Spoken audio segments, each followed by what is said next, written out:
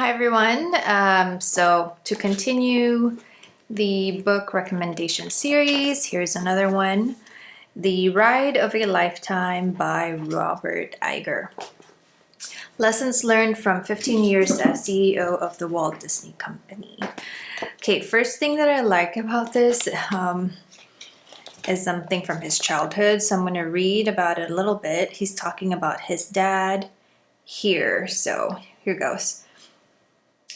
He had a fierce sense of what was right and fair, and he was always on the side of the underdog. But he also had trouble regulating his moods and would often say things that got him into trouble. I later learned that he'd been diagnosed with manic depression and that he'd tried several therapies, including electroshock therapy, to treat his illness. As the older child, I bore the brunt of his emotional unpredictability. I never felt threatened by his moods, but I was acutely aware of his dark side and felt sad for him. We never knew which dad was coming home at night, and I can distinctly recall sitting in my room on the second floor of our house, knowing by the sound of the way he opened and shut the door and walked up the steps whether it was happy or sad dad. So,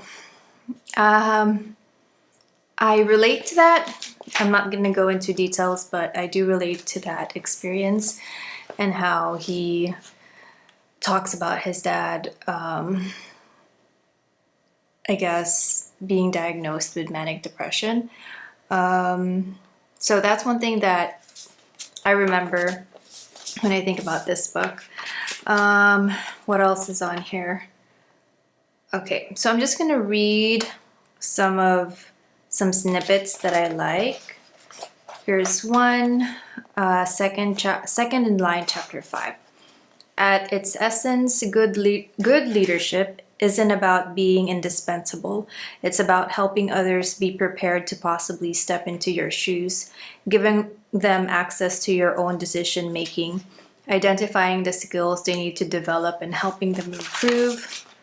And as I've had to do, sometimes being honest with them about why they're not ready for the next step. Here's one from chapter 6, Good Things Can Happen. Michael had plenty of valid reasons to be pessimistic, but as a leader, you can't communicate that pessimism to the people around you. It's ruinous to morale. It saps energy and inspiration. Decisions get made from a protective, defensive posture. Another one from the same chapter. The tone you set as a leader has an enormous effect on the people around you. No one wants to follow a pessimist. How many more? Okay, so I think we're nearing the 4-minute mark here. Let me read one from the infamous line, "If you don't innovate, you die," chapter 12.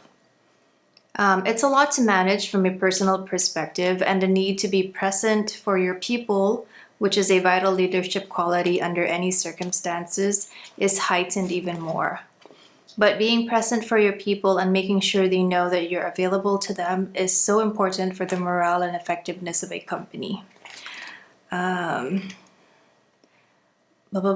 Responding in a timely way and being thoughtful about any issues brought to the leader by my direct reports. Returning phone calls and replying to emails, making the time to talk through specific problems, being sensitive to the pressures people are feeling. All of this became an even more significant part of the job as we embarked on this new uncertain path. So there's a lot in here. It talks about his journey, how he got to be the CEO, and then some of the steps that he took to innovate at Disney. You know, I know they get into hot waters a lot, but I think it's an interesting read.